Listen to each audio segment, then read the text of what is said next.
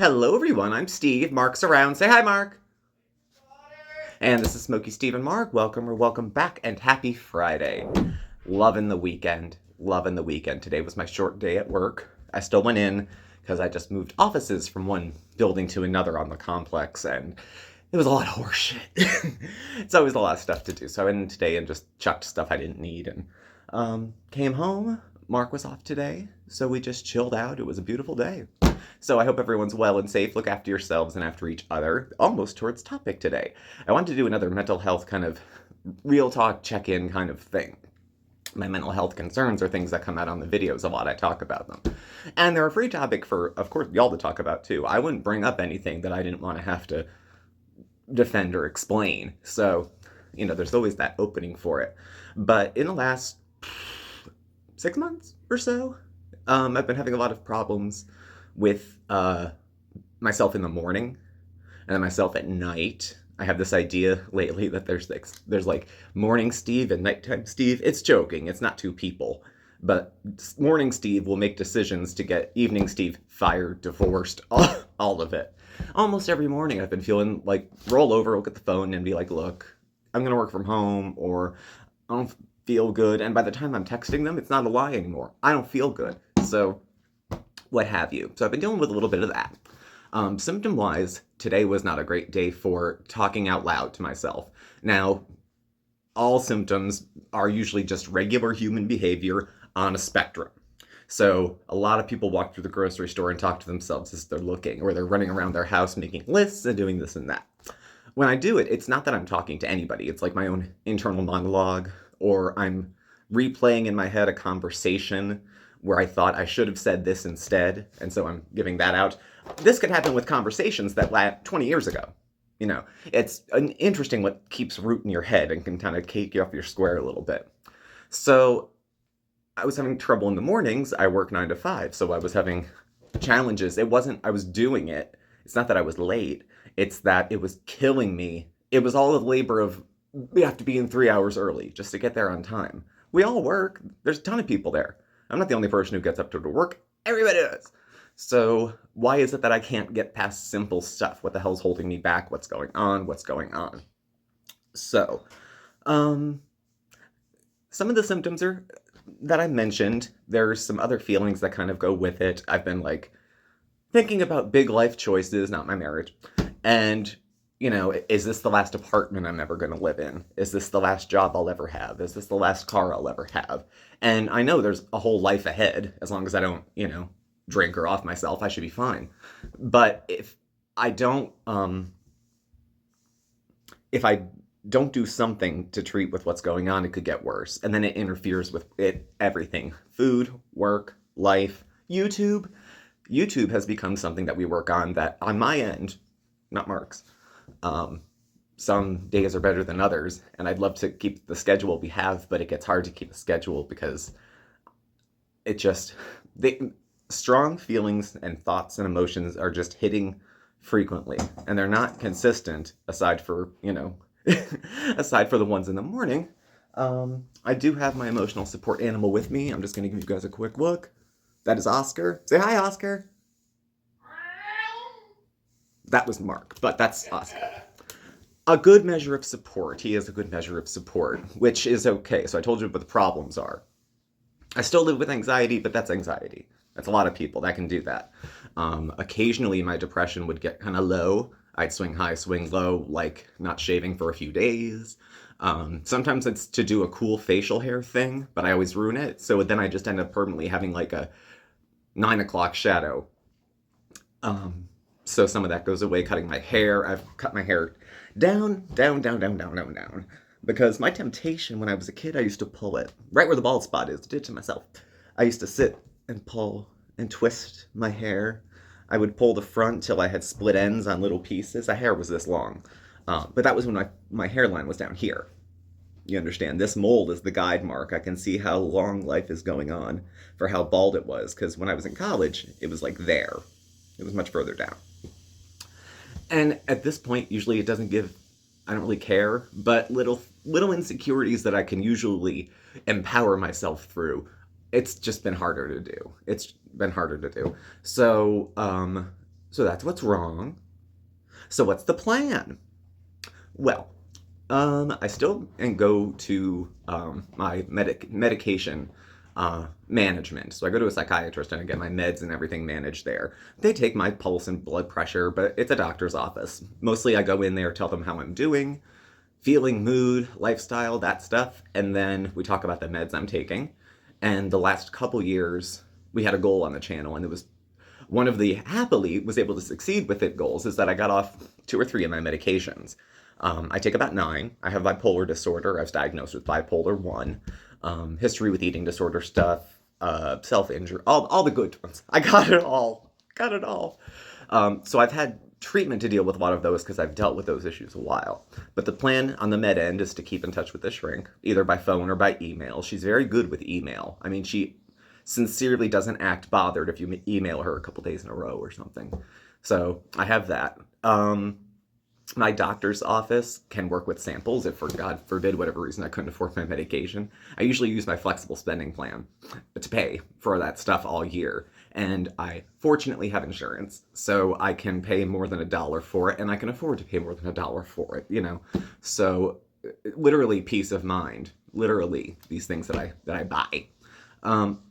While I was at the doctor, we talked about not wanting to go on more meds. Me specifically. I don't want to take any more medication. I have no problem taking meds. I'm not going to stop taking them and then climb a clock tower and make a scene. I want to take as little as possible to function as well as I could.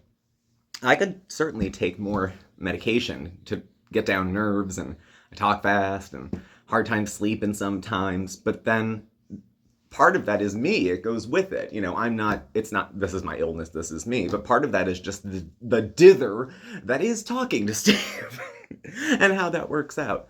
So who's going to help? There's the doctor. I signed up for therapy because I don't want to take any more medication. But that's my choice. But the problem will still be there whether I choose to deal with it or not. So don't want to deal with it with medication, talking about the morning Steve stuff and that. So I enrolled myself in therapy, which I haven't been to a therapist for myself in years. The last time I went, it was Mark and I.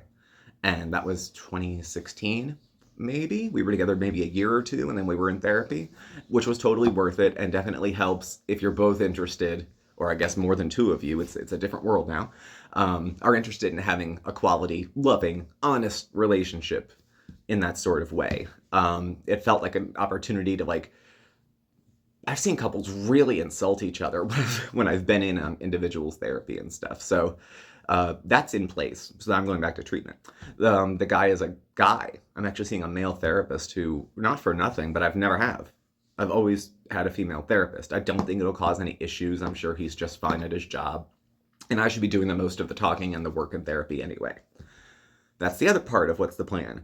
Do what the therapist says. When we did the stuff for couples work, we would do check-ins with each other and date night and cook for each other and stuff. And then we would report back our success to the therapist, like, look how healthy we are, you know, and it was kind of like that. Mark, of course, as a support, would come with me to the doctor. If I needed him to, he'd come to the therapist, he would come to the psychiatrist, whatever I needed, he would show up for. He's my husband, he's my ride or die. Aside from my little kitty, he's my ride or die. So, of course, Mark's in place to help. But there's a responsibility I have because Mark has his own health concerns, which knock him out in a very different but very distinct sort of way when he's not doing well. And it's day to day, like sometimes my stuff is.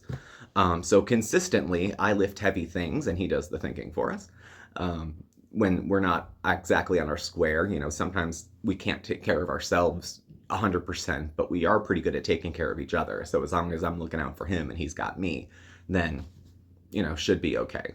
I remember doing 12-step stuff. Those are community support groups I don't go to for substance use. There are, if I wanted to, and I know where they are, and I know who to ask. So I could figure that part out.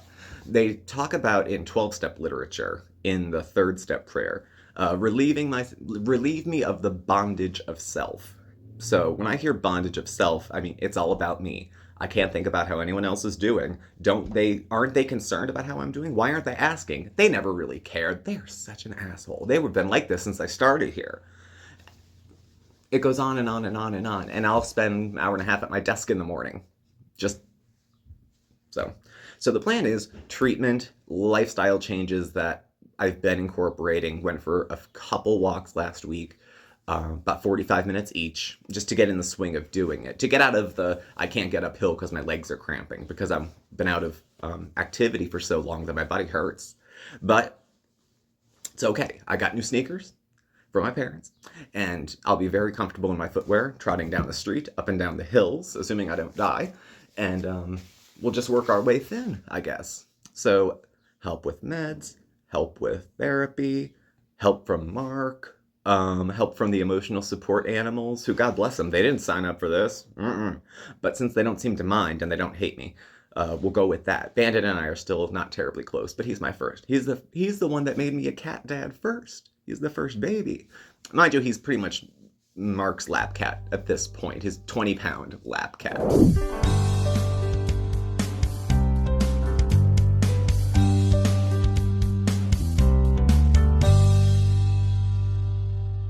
Oscar, showing up for me. He makes noise when I come home. So the bonding I've done with him has been helpful. It makes me feel special to come home and, not that Mark doesn't do it either, but to fuss and hey and hi and I'm going to make noise until you pet me. And, it feels like it's a very obvious, I'm excited to see you, I'm glad you're home, which provides a little bit of comfort and support. If you have pets, if you're like me, you talk to your pet. You talk to your pet about big decisions you need to make. You talk to your pet about what to have for dinner. All sorts of different things. He's just like having another person there. And it helps with my symptoms that I'm talking to myself, which, it is what it is. It happens some days. Some days the office door is closed. Just even earlier today, we were watching TV, and Mark's next to me, and we're just watching whatever, something on YouTube, and I can't stop talking in my head, and then it starts coming out of my mouth. So what he's starting to hear is the last 5 words of a sentence every so often, because I lose track, I lose place of what's going on. So that's what I mean when I say I'm a little embarrassed by it, because it's not easy to control in the moment, and it's hard to get a handle on. So there's a lot of plans there. As far as that, like I said, self-care, looking after myself, eating better, spending less time sleeping in. I like to sleep in on the weekends, but I should probably get up at least an hour or two earlier, I would say, to make something to be proud of for the day on a Saturday, because that can be hard to find. And I deal with it. Mark does too. Anxiety if there's nothing to do, or fear that something's going to happen if I don't keep busy. So keeping busy on that end is helpful. YouTube is very helpful. Making the videos, it's a process. It's a structured activity that has a beginning and an end, and it's collaboration. So again, it's another opportunity to work with Mark and work with another person. It's a different kind of work than the stuff I do 9 to 5 too, which is also good. And it gets me to check in with folks. There's a level of accountability, I think, for even if they don't want it, every creator is going to get hit with a level of accountability, because some people are there to support and some people are there to wait for you to crack. Now, I don't think that's the case with Mark and I. We have some really, really good subs, good viewers, good follow, all of that. And that's supportive, because I don't want to turn on the camera and trauma dump. But even if I were to go that far, first, I think the viewers would understand. Second of all, they're the kind of folks that would say, we're here for you. Now get back to it and get back to getting better. That kind of tough, lovey, gingerly, tongue-in-cheek, you're probably fine. Just keep it moving. And my big secret is that half the time, maybe I am. I don't know. Sometimes I think I've got it together and sometimes I don't. So goes that. So therapist helps, psychiatrist helps, pets help, Mark helps, mom and dad help. They come down and do visits, and mom is like my go-to as an adult of, you'll never believe how these people treated me, or any sort of thing. And then she jumps on my side. They come down for a weekly visit, usually on Sundays, and Mark and I usually have extra food because he bakes a lot, so we give it to them. It's something to look forward to. It's a plan that they come down. It's something we can arrange the day around, because we film usually Mondays with Mark, a lot of it on Sunday too. So they're in space to help. My work is very comfortable for me. I can talk to both my supervisors really easily, and it was no issue to go to them and say, I'm doing stuff right now. Stuff's happening. And in order for me to kind of work today, I might need to shut my door for like 3 hours. Or I might have my headphones in. If you need me, please send me a text or an email, because I'm having some music going on. I wear headphones off my laptop at work because I don't want everyone to have to listen to the music I like. They do play radio at work, and the songs aren't bad, but So work will also be on deck if I need the support from there. And I think with all that together, I've got a pretty good plan. Who's going to help, what the help's going to be, and why we're getting it to begin with.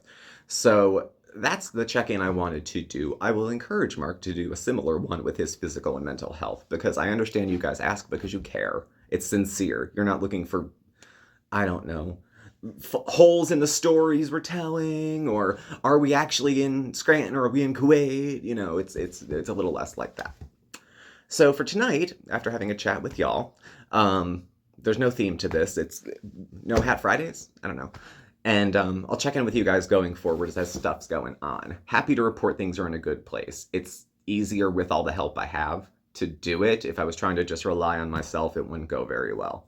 So happy to have the support and thankful to have it. Gratitude is a great way to smack self-centeredness in the face. You know, no one has it as bad as me. I hate this. I don't like this. No one's, what about me? Me. It's not unique to people who live with substance use disorders to be self-centered, but we do it particularly well. Hence our Fair Lady. So we'll see. I'm going to do my thing. I'm going to keep on with as much progress as I can get. And then I'll check in periodically with y'all if you care. I'm sure, you know, within a month or two I would. And to let you know how the progress is going. This ties into resolutions. This ties into so many things. The things I'm working on now are not the things that I thought were going to be priorities at the beginning of the year. So there's been a change in plans where I have to put my own healing energy towards it. So thank you for indulging me with this, and thank you for listening. Please do subscribe, hit the notification bell. You'll get alerts when we have new videos and go live. We're on Facebook, X, Instagram. All our contact info's below. Thanks for watching, and we will catch up with you very, very soon. All right. I'll have a good night, TGIF, and we'll see you soon, okay? Look after yourself. I'll do the same. Bye. Say goodbye, Mark. He's on the porch. Bye from Mark.